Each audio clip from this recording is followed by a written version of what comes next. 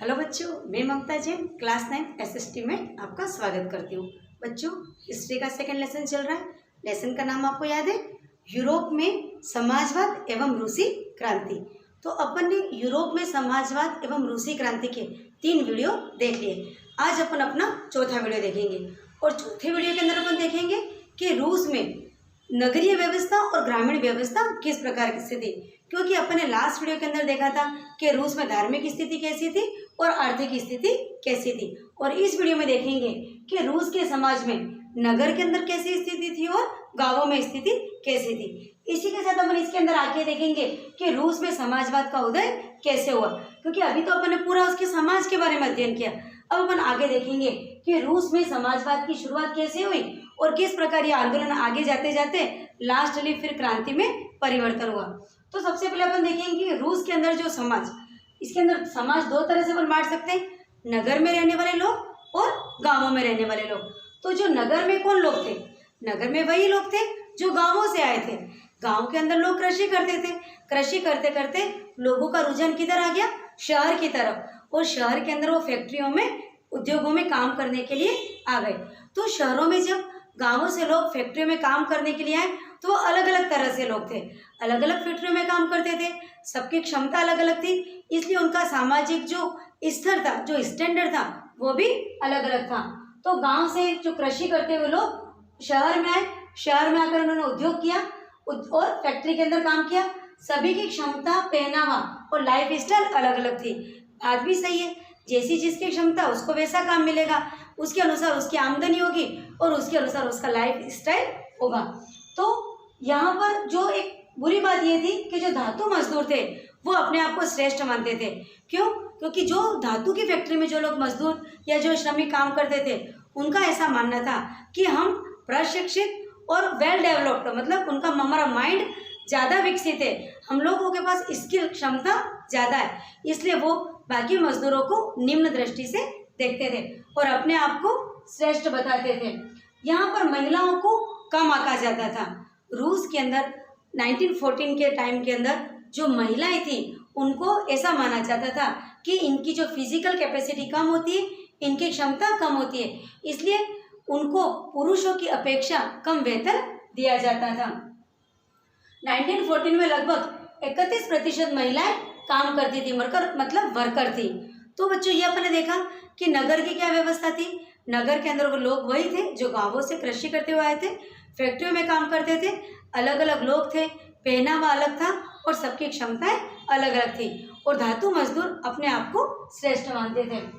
अब इन मजदूरों की एक अच्छी बात क्या थी कि जब कभी संकट आता था, उन्हें लगता था कि अब हमारे अधिकारों का हनन हो रहा है, हमारा अत्याचार हो रहा है, हमारा शोषण हो रहा है, तो वह सब मिलकर के एकजुट हो जाते थे और एकजुट होकर के साथ में संगठन बनाते थे, और ये संगठन अपने अधिकारों की रक्षा के लिए हड़ताल अर्थात स्ट्राइक भी करते थे, नारेबाजी करते थे, हड़ताल करते थे अपनी मांगों को मंगवाने के लिए। तो ये एक अच्छी बात थी रूस के नगर के श्रमिकों के अंदर कि संकट के समय सभी श्रमिक, चाहे वो धातु का काम करने वाले श्रमिक हो, चाहे दूसरे श्रमिक हो, श्रेष्ठ श्रमिक यानी जो जिसका लाइफ स्टाइल बहुत अच्छा है, और गरीब श्रमिक है, सब एकजुट होकर के अपने अधिकारों की रक्षा के लिए हड़ताल तक करते थे।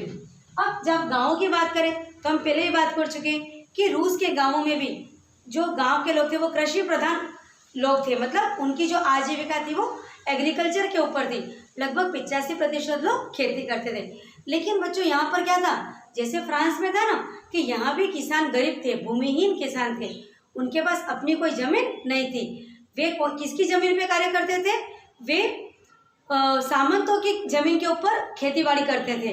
तो क्या होता था, यहाँ भी उनका शोषण होता था, क्योंकि जमीन तो सामंतों की थी, तो जो उत्पादन होता था, जो प्रॉफिट होता था, उसका मैक्सिमम पार्ट तो सामंत ले लेते थे, और इन श्रमिकों को बहुत कम मजदूरी मिलती थी, बहुत कम वेजेस मिलते थे। लेकिन यहाँ पर अलग बात क्या थी, जैसे हमने बच्चों फ्रांस की क्रांति पढ़ी थी, जिसमें अपने देखा था कि जो फ्रांस के किसान थे और रूस के किसान दोनों भूमिहीन थे, दोनों ही दूसरों की जमीन के ऊपर खेती करते थे। लेकिन जो फ्रांस के जो किसान थे वो जमींदारों का सम्मान करते थे, जमींदारों के लिए उन्होंने युद्ध तक किए, जमींदारों को बचाने के लिए कई बार उन्होंने अपनी भी जान गंवाई थी। लेकिन रूस में ऐसा नहीं था। रूस के जो किसान थे वो शुरू से ही सामंतशाही के खिलाफ रहे। वो जमींदारों का बिल्कुल भी सम्मान नहीं करते थे, वे किसी तरह का लगान नहीं देते थे। उनका क्या कहना था कि जमीनें तो जमींदारों की है, सामंतों की जमीनें, हम तो सिर्फ उसके ऊपर कार्य कर रहे हैं, तो हम क्यों लगान दें। वो लगान नहीं देते थे। यहाँ तक कि कई बार ऐसा भी होता था कि रूसी किसान इन जमींदारों की हत्याएं तक कर देते थे। तो मैंने यहाँ यही लिखा है कि 85% जो लोग थे वो कृषि प्रधान लोग थे, सामंतों के अधिक जमीन मतलब सामंतों के ऊपर ही इनका कार्य करना पड़ता था इनको। किसान लेकिन अवेयर थे, लगान नहीं देते थे, सामंतों का सम्मान भी नहीं करते थे। यहाँ के किसान धार्मिक थे और ऑर्थोडॉक्स चर्च का इसके ऊपर कब्जा था। मतलब मैंने आपको पहले बताया था जब धार्मिक स्थिति पड़ी थी कि यहाँ पर ऑर्थोडॉक्स चर्च के जो क्रिश्चियनिस्ट थे उनका बहुमत था। जो सामंत जार के रिलेटिव थे उन्हीं का सम्मान किया जाता था। जार कौन था? जार मतलब रूस का राजा, और रूस के राजा ने अपने जो रिश्तेदार थे उनको सामंत बना रखा था। तो जो किसान लोग थे वैसे तो सामंतों का सम्मान नहीं करते थे, लेकिन जो सामंत जार के रिलेटिव थे उनका कहीं कहीं सम्मान हो जाता था। फ्रांस के विपरीत यहाँ किसानों ने जमींदारों की हत्याएं भी की थी, ये बात मैं आपको पहले ही बता चुकी हूँ। तो बच्चों ये तो अपने देख लिया कि रूस के अंदर समाज के लास्ट वीडियो के अंदर आर्थिक स्थिति और धार्मिक स्थिति देखी थी, और आज अपने देख लिया नगर के अंदर और गांवों के अंदर समाज की स्थिति कैसी थी। अब हम अपने आ जाते हैं रूस में समाजवाद के ऊपर। तो बच्चों रूस में जो समाजवाद है वो 1914 से पहले, रूस के अंदर 1914 से पहले किसी भी प्रकार की राजनीतिक पार्टी बनाना कानूनी अपराध था, गैर कानूनी माना जाता था। जार का इतना निरंकुश शासन था, इतना आतंक था कि कोई भी अपने लिए, अपने हक के लिए बोल नहीं सकता था, लड़ नहीं सकता था, किसी प्रकार की पार्टी नहीं बना सकता था। इसके बावजूद 1898 में 1898 में मार्क्स के फॉलोअर, कार्ल मार्क्स के जो अनुयायी थे ने चोरी चोरी रशियन सोशल डेमोक्रेटिक पार्टी का गठन किया। किसका गठन किया? रशियन सोशलिस्ट डेमोक्रेटिक पार्टी का गठन किया। यह गैर कानूनी संगठन के रूप में कार्य करती थी। मतलब क्योंकि वहां पर तो राजनीतिक पार्टियां बना ही नहीं सकते थे, लेकिन बच्चों पब्लिक को कौन रोक सकता है। लोग अपने अधिकारों के लिए अवेयर थे, किसान अवेयर थे, मजदूर अवेयर थे, उनका शोषण हो रहा था। वे चाहते थे कि ये पूंजीपतियों का समाप्त हो जाए, पूंजीपति समाप्त हो जाए, सामंतशाही खत्म हो जाए, और हम जितना कार्य करते हैं हमें उसके अनुसार हमको मजदूरी मिले, समाज के जो संसाधन है उनके ऊपर सभी का समान अधिकार हो। ये समाजवादी विचारधारा वहाँ पर पनप गई थी। तो ऐसे में क्या हुआ था, 1898 के अंदर जो कार्ल मार्क्स के अनुयायी थे उन्होंने रशियन सोशल डेमोक्रेटिक पार्टी का गठन किया, और यह गैर कानूनी संगठन के रूप में कार्य करती थी। इनका एक न्यूज़पेपर भी चलता था, समाचार पत्र चलता था, जो जिसके अंदर ये लोगों को अवेयर करते थे अपने अधिकारों के लिए। ये किसानों के नेतृत्व के पक्ष में थे।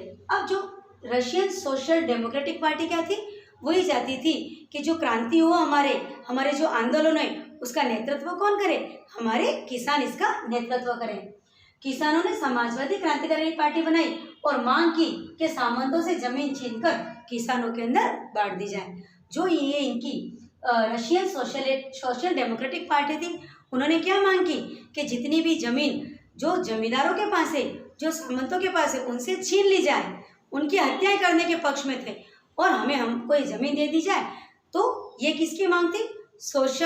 रशियन सोशल डेमोक्रेटिक पार्टी की, जिसका नेतृत्व कौन करते थे? किसान, जिसका नेतृत्व करते थे, और ये कार्ल मार्क्स के अनुयायी थे। इन्होंने चोरी छिपे इस राजनीतिक दल का गठन किया था। ऐसे में ही बच्चों व्लादिमीर लेनिन आए। जब ये सब कुछ चल ही रहा था, समाजवाद का जोर पकड़ ही चुके था, चारों तरफ समाजवादी विचारधारा आ चुकी थी। ऐसे में कौन आए? व्लादिमीर लेनिन आए। और ये लेनिन कौन थे? ये रूसी राजनीतिज्ञ थे, ये पॉलिटिशियन थे। कहाँ के? रूस के अंदर। और इनके भाई थे एलेक्जेंड्रा ने क्या किया था, जो हमारे पूर्व के जार थे रूस के, उनकी हत्या कर दी थी। तो उनकी हत्या के आरोप में, उनकी हत्या करने की वजह से इन्हें फांसी दे दी गई थी। तो क्योंकि लेनिन ने अपने भाई को लेनिन के भाई को फांसी की सजा दी थी, तो लेनिन इसलिए वो राजनीति में आए थे। वो इस निरंकुश जारशाही का अंत करना चाहते थे। उनको लगा कि ये क्या है, इस तरह जार का निरंकुशपन कब तक चलेगा। तो वो राजनीति में आए थे और वो पॉलिटिशियन बने थे। कौन? Vladimir Lenin. तो आपको व्लादिमीर लेनिन, कार्ल मार्क्स, इन सब के नाम और इनके बारे में पता होना बच्चों बहुत ज़रूरी है, क्योंकि रूसी क्रांति के अंदर इनका बहुत बड़ा योगदान है। तो व्लादिमीर लेनिन ये राजनीतिज्ञ थे, ये श्रमिकों के नेतृत्व की बात करते थे। हमारे जो रशियन सोशलिस्टिक डेमोक्रेटिक पार्टी क्या करती थी? किसानों के नेतृत्व की बात करती थी। लेकिन लेनिन इसके अपोज में थे। उनका मानना था कि किसानों का नेतृत्व नहीं, श्रमिकों का नेतृत्व होना चाहिए। ये साम्यवादी क्रांतिकारी थे। इनके भाई अलेक्जेंद्रा को जार की हत्या के आरोप में फांसी की सजा हुई थी। ये भी जारशाही को समाप्त करना चाहते थे और विश्व में सबसे पहले प्रथम साम्यवादी सरकार की स्थापना की। पूरे विश्व में सबसे पहले साम्यवादी सरकार की यदि किसी ने स्थापना की तो वो थे हमारे व्लादिमीर लेनिन। और कार्ल मार्क्स के मॉडल को व्यवहारिक रूप दिया। कार्ल मार्क्स की जो कल्पना थी, कार्ल मार्क्स का जो मॉडल था, कार्ल मार्क्स का मॉडल था कि समाज के संसाधनों पर सभी का बराबरी का अधिकार हो, पूंजीपतियों का समाप्त हो, श्रमिकों और मजदूरों को उनका हक मिले, काम के बदले बराबर वेतन मिले, प्रॉफिट के अंदर सबका बराबरी का हक हो, महिलाओं को भी काम के बदले पुरुषों के बराबर ही वेतन मिले। तो कार्ल मार्क्स का जो मॉडल था उसको व्यवहारिक रूप किसने दिया? इसको व्यवहारिक रूप लेनिन ने दिया, व्लादिमीर लेनिन ने दिया। लेनिन ने लेकिन लेनिन, मैंने आपको बता दिया ना कि वह सोशल डेमोक्रेटिक, जो रशियन सोशल डेमोक्रेटिक के अंदर क्या था? किसानों के नेतृत्व की बात की थी। लेकिन लेनिन ने इसका विरोध किया। लेनिन के अनुसार जो ये आंदोलन हो रहा है, समाजवादी आंदोलन चालू हो रहा है, क्रांति चालू हो रही है, उसका नेतृत्व किसान नहीं करेंगे, उसका नेतृत्व मजदूर करेंगे, जो फैक्ट्रियों में काम करने वाले श्रमिक करेंगे। उन्होंने किसानों के नेतृत्व देने से मना किया, क्योंकि उनका मानना था कि किसानों में बहुत विविधता है, एकजुटता का अभाव है, अर्थात मजदूरों को ही क्रांति का नेतृत्व करना चाहिए। क्योंकि बच्चों ने पहले ही बात करी थी कि जो किसान थे वो क्या थे? अलग अलग वर्ग से थे। कुछ किसान तो बहुत बड़े पूंजीपति थे, तो किसी किसान के पास बिल्कुल भूमि ही नहीं थी, सबकी क्षमताएं अलग थी और उनके पास वर्क का कार्य का बोझ भी इतना ज़्यादा था कि वो एकजुट नहीं हो पा रहे थे। इसलिए लेनिन ने क्या चाहा कि जो रूस के अंदर समाजवादी आंदोलन होगा उसका नेतृत्व, उसका झंडा किसके हाथों में होगा? उसका झंडा मजदूरों के हाथों में होगा और मजदूर ही इस क्रांति का नेतृत्व करेंगे। तो बच्चों, आज की वीडियो के अंदर अपन ने रूस के अंदर समाजवाद की किस तरह से शुरुआत हुई ये देख लिया। तो आज की वीडियो में इतना ही काफ़ी है। आप मेरी वीडियो को अच्छे से देख लीजिए और यदि आपके कोई डाउट है तो मुझे कमेंट बॉक्स में बताइए। और अगली वीडियो के अंदर हम आगे देखेंगे कि अब आगे रूस में किस प्रकार क्रांति की शुरुआत हुई। तो आज की वीडियो में इतना ही काफ़ी है। Thank you.